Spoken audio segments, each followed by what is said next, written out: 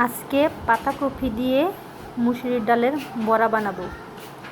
ডালটি Blender করে নিয়েছি, ডালের সাথে অল্প কিছু চাল দিয়েছি বড়াটা যেন মুচমুচা হয়।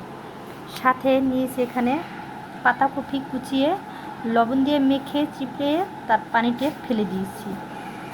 এখানে নিয়েছি একটা আলু, এখানে বড় সাইজের একটা পেঁয়াজ নিয়েছি, ধনিয়া পাতা নিয়েছি, কিছুটা চাট মশলা নিয়েছি, আদা রসুন কাঁচামরিচ, হলুদের ফাঁকি, মরিচের ফাঁকি, জিরার ফাঁকি, এসব দিয়ে এখন আমি মেখে নেব ভালোভাবে।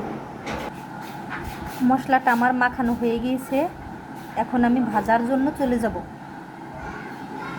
এভাবে ভালোভাবে মেখে নিয়েছি। চাইলে একটা ডিমও দেওয়া যেতে পারে, কিন্তু আমি ডিমটা দেব না। তেলটা আমার গরম হয়ে গিয়েছে, এখন আমি বড়াটি দিয়ে দিব। এভাবে আমি পাতলা পাতলা করে দিয়েছি, বেশি মোটা করে দিলে বড়াটা ভেতরে কাঁচা থাকবে, তাই এরকম পাতলা পাতলা করে দিয়ে দিয়েছি। চুলার হিটটা আমি কমিয়ে দিয়েছি, কমিয়ে দিয়ে বড়াগুলো ভেজে নিব, তাহলে মুচমুচা হবে। বড়াটি আমি এখন উল্টিয়ে নিব।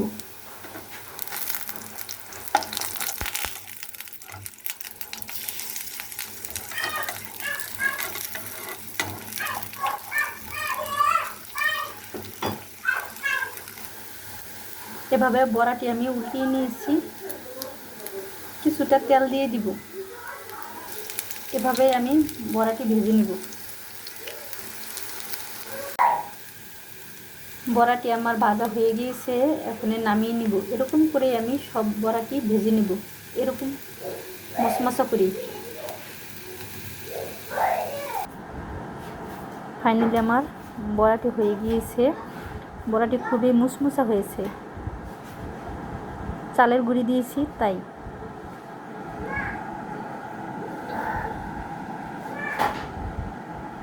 এরকম চাইলে ময়দা অথবা আটাও দেওয়া যায়।